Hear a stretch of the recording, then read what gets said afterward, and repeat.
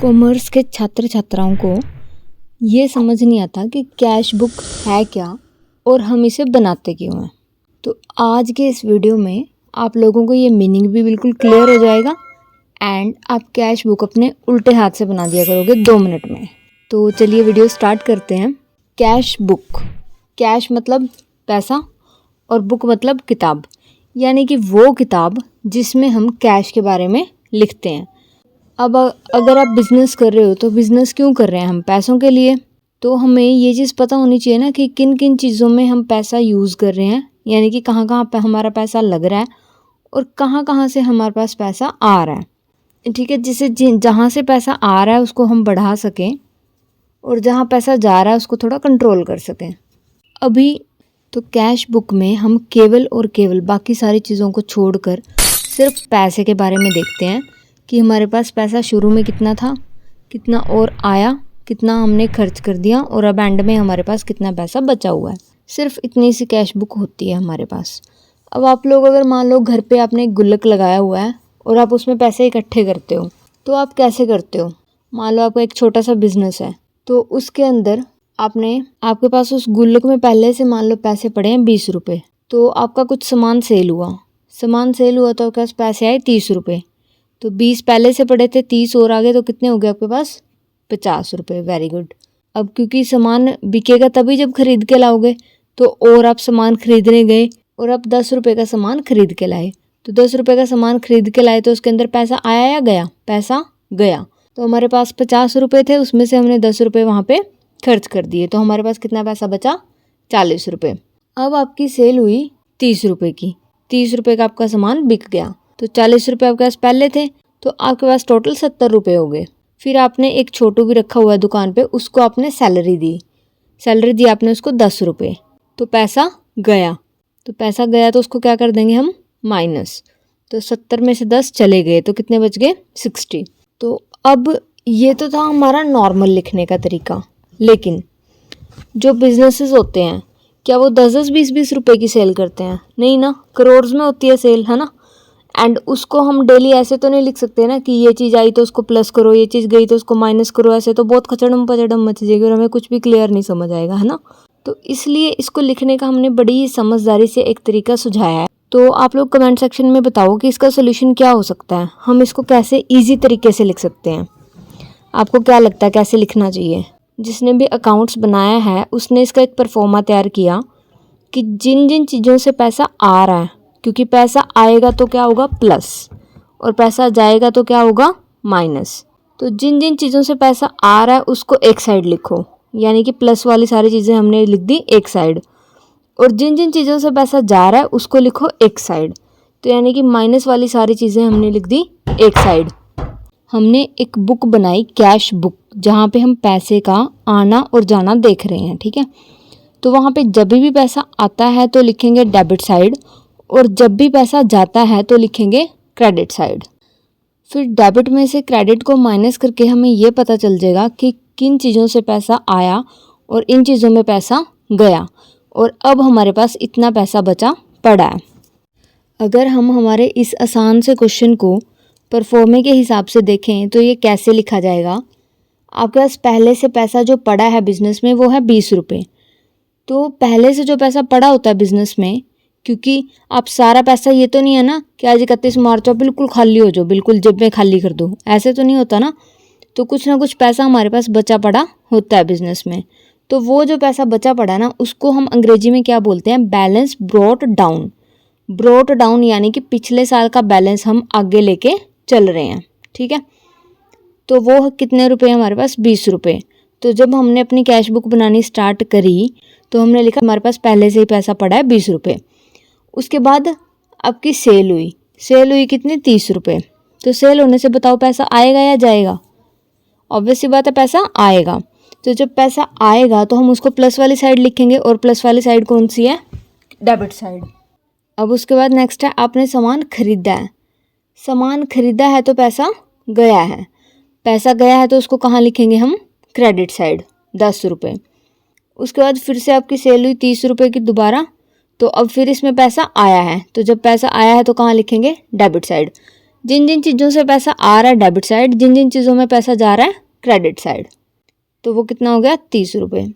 फिर आपने सैलरी दी 10 रुपये, सैलरी दी तो पैसा गया, तो पैसा गया तो उसको कहाँ लिख देंगे क्रेडिट साइड।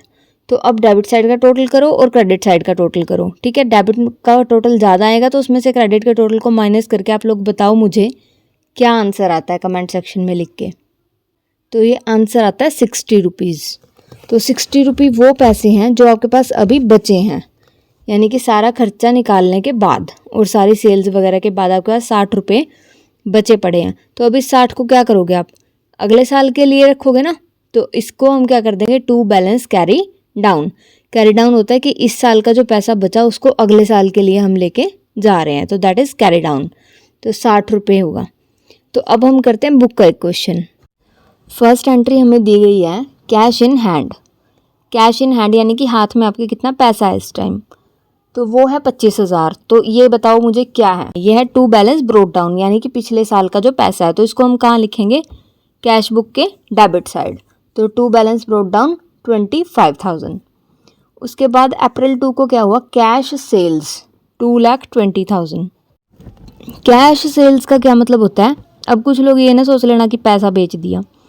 कैश सेल्स का मतलब ये है कि हमने सामान बेचा और उससे हमें पैसा मिला है। मतलब इसका मतलब ये है कि हमने सामान उधार में नहीं बेचा, कैश में बेचा है। तो 2,20,000, तो पैसा आया है या गया है, इसमें पैसा आया है क्योंकि सामान बिका तो पैसा आया है। जब पैसा आता है तो कहाँ लिखते हैं, डेबिट साइड। तो कैश अकाउंट के डेबिट साइड कितना पैसा आ जाएगा, 2,20,000। और ये 2,20,000 किस चीज़ का है, ऑब्वियसली सेल का। तो क्या लिख देंगे हम, to sales 2,20,000। Okay, next entry है अप्रैल 3 को deposited cash in bank 2 lakh, यानी कि हमने बैंक में कैश जमा करवा दिया। तो बैंक में कैश आया है और हमारे पास ऑफिस से कैश गया है।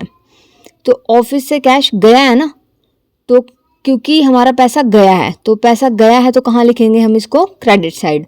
कितना पैसा, 2 लाख रुपए। तो हम क्रेडिट में लिखेंगे 2 लाख, और वो गया क्यों है, क्योंकि बैंक में जमा करवा दिया। तो क्या लिख देंगे, by bank 2 lakh. Next entry है अप्रैल 3 को issued cheque to a creditor, यानी कि एक क्रेडिटर क्या होता है, किसी से हमने उधार में सामान खरीदा था और हमें उसका पैसा देना है। तो अब वो बार बार पैसा मांगने आ रहा था, तो हमने क्या करा भाई, चेक उसके मुंह पे फेंक के मारा कि ले भाई चेक ले जा और बैंक से पैसे निकलवा लियो।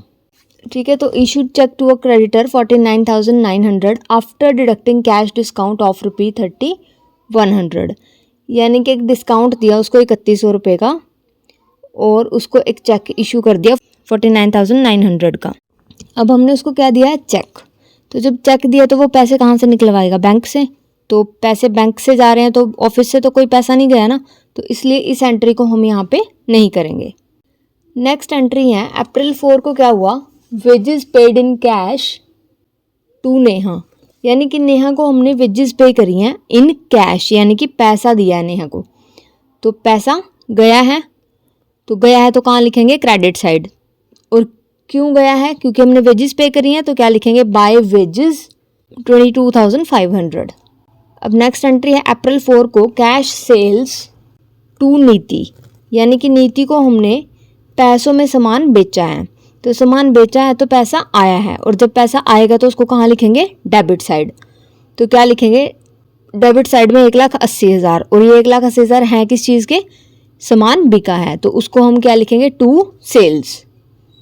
नेक्स्ट एंट्री है अप्रैल 7 को डिपॉजिटेड कैश इन बैंक 1,50,000। ये एंट्री अब आप अपने आप करके बताओ मुझे कमेंट सेक्शन में। एंड हाँ, साथ में आप टाइम भी मेंशन किया करो कि इस टाइम पे आपने ये एंट्री पूछ रखी है और उसका ये आंसर है। नेक्स्ट एंट्री है अप्रैल 9 को paid cash to transporter against their bill number 265 on goods sold, यानी कि हमने ट्रांसपोर्टर को इस बिल नंबर के लिए जो सामान बेचा था उसके लिए हमने उसको कैश दिया है कितना, 4,500, यानी कि हमने अपना सामान फ़ौरन भेजा है, तो उसको भेजने का जो किराया है वो है 4,500। तो उस किराए के नाम का पैसा गया है ना हमारी जेब से, पेड कैश यानी कि पैसा गया। तो पैसा गया तो 4,500 किधर आ जाएगा, क्रेडिट में। और किस चीज़ का पैसा है ये, जो हमने किराया दिया है सामान बाहर भेजने के लिए। तो बाय कैरेज आउटवर्ड, आउटवर्ड होता है जब हम कोई सामान बेचते हैं ना, और उसके लिए कैरेज होता है किराया। और सामान बाहर भेजने के लिए जो हम किराया दे रहे हैं ना, सामान बेचते हैं जब किराया देते हैं तो उसको हम बोलते हैं कैरेज आउटवर्ड्स। तो by carriage outwards 4500।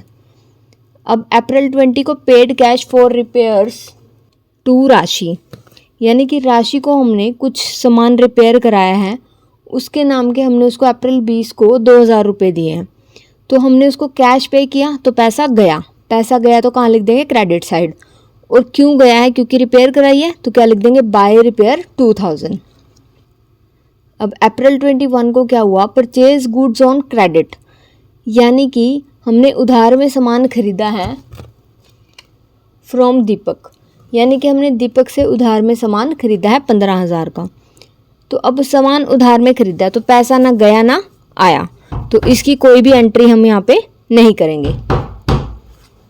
Next entry is on April 28 paid cash to Amita a creditor. Creditor कौन होता है, जिससे हमने उधार में सामान खरीदा और हमने उसका पैसा देना है। तो अमिता को हमने कैश पे किया है 500 रुपये का डिस्काउंट काटने के बाद 9500। तो पैसा हमारे पास से गया है। तो पैसा गया है, तो पैसा जब जाता है तो हम कहाँ लिख देते हैं, क्रेडिट साइड। तो क्रेडिट साइड में आ जाएगा 9500, और वो पैसा हमने दिया किसको है, अमिता को, तो इसलिए लिख देंगे बाय अमिता 9500। अब अप्रैल 29 को क्या हुआ है, पेड इलेक्ट्रिसिटी बिल, यानी कि बिजली का बिल पे किया है 9000। अब 9000 बिल पे किया है तो इसमें पैसा गया है, एंड पैसा गया है तो कहाँ लिख देंगे इसको, क्रेडिट साइड। और क्यों गया है पैसा, क्योंकि बिल पे किया है, तो क्या लिख देंगे, बाय इलेक्ट्रिसिटी बिल 9000। अब अप्रैल 30 को क्या हुआ, cash collected from Sumit debtor, यानी कि सुमित जो कि एक डेटर है। डेटर कौन होता है, जिसको हमने सामान बेचा और उसने हमारा पैसा देना था, तो उससे हमने कैश कलेक्ट करा, यानी कि उसने पैसा दे दिया 45,000 after allowing a discount of 2500। 2500 का डिस्काउंट देने के बाद उसने हमें 45,000 रुपये दे दिए, तो ये पैसा हमारे पास आया है। जब पैसा आता है तो उसको कहाँ लिखते हैं हम, डेबिट साइड। और किससे मिला है हमें ये पैसा, सुमित से, तो क्या लिख देंगे, टू सुमित 45,000। तो अब हम क्या करेंगे, हमारा जो प्लस वाली चीज़ है, यानी कि जितना डेबिट का अमाउंट है उस सबको प्लस करेंगे, उसमें से जितना क्रेडिट का अमाउंट है उन सबको प्लस करके माइनस कर देंगे। यानी कि एक साइड में डेबिट का अमाउंट प्लस करो और एक साइड में क्रेडिट का अमाउंट प्लस करो, ठीक है। फिर डेबिट के अमाउंट में से क्रेडिट के अमाउंट को माइनस करो, जो बचेगा, यानी कि डेबिट वाला वो पैसा है जो पैसा आपके पास आया है इस साल में, और क्रेडिट वो पैसा है जो पैसा गया है। तो इतना पैसा आया, 4,70,000 आपके पास टोटल पैसा आया है, जिसमें से जो पैसा गया है उसका टोटल आप लोग कमेंट सेक्शन में बताओ कितना बनता है। तो वो माइनस करने के बाद हमारे पास कैरी डाउन में बचता है 72,500, यानी कि ये पैसा वो है जो हम अगले साल लेके जाएंगे। एंड अगर सब कुछ समझ आ गया है तो लिखो all doubts are clear now. And अगर कुछ डाउट है तो वो भी आप कमेंट सेक्शन में पूछ सकते हो। एंड जिन भी स्टूडेंट्स को अपने नाम चाहिए अगले वीडियो में, वो अपना अपना नाम लिखो। तो नेक्स्ट वीडियो में डेफिनेटली उन लोगों के नाम आएंगे, क्योंकि इस वीडियो में जितने भी स्टूडेंट्स ने पिछले वीडियो में अपने नाम लिखे थे उन सबके नाम इस वीडियो में मैंने मेंशन कर दिए हैं। एंड नेक्स्ट वीडियो के लिए जिसको अपना नाम नेक्स्ट वीडियो में चाहिए वो लिखो कमेंट सेक्शन में। एंड अगर आपको जर्नल एंट्री में कोई भी प्रॉब्लम है तो आप ये वाला वीडियो जाके देखो, एंड आई एम 100% श्योर कि ये वीडियो देखने के बाद जर्नल एंट्री में आपको कोई प्रॉब्लम कभी भी नहीं आएगी।